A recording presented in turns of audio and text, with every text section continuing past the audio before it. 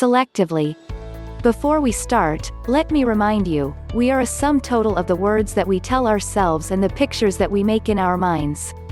I have always been a high performer throughout my school. Well, that needs slight correcting. When I was in KG2, I scored 56% marks. I know, I checked all my report cards a few years ago. To put it mildly, I was not a bright student when I began schooling. I struggled with mathematics, and the subject I struggled with the most was English. I still remember an incident from class 1, when I attempted to say something in English, and the entire class laughed at me. I cried. But that is beside the point. So my parents knew that I was a below-average student. And so, they hired a tuition teacher for a child who was in class 1. In another incident, the tuition teacher asked me when my birthday was. I told her that I just remember the date. So she said, "Tell me the date." I said, 23. That's it. Not the month. I didn't even know the months in the year. I was in class 2. So my struggle with studies continued for a while. I thought I'd never understand anything, so I didn't even try very hard.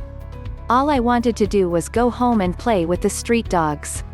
And, God, I hated my tuition teacher. My mother had always been a huge believer in astrology. I started reading Hindi when I was in class 2 or class 3. Every morning, my mother would ask me to read her horoscope to her. Then one day, I asked her what my sun sign was. Capricorn.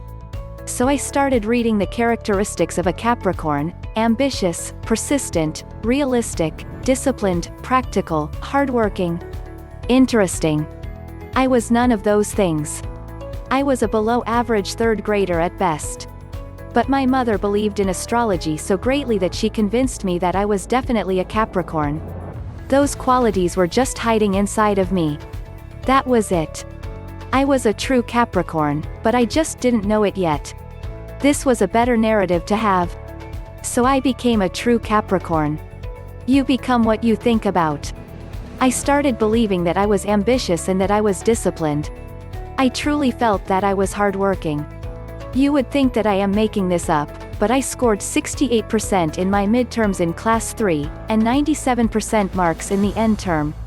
I was amongst the top students. My parents couldn't believe it.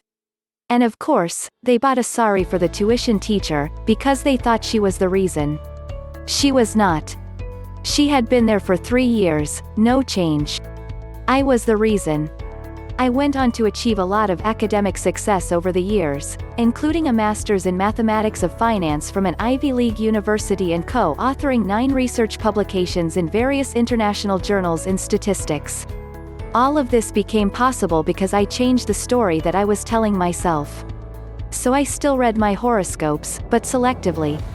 I decide which words do I want to let in, versus the ones that I do not want to let in. I never go to a fortune teller to know my future, no. But I do let the positive words from my horoscopes in to let me build my future. And I can build any future that I want to. So can you.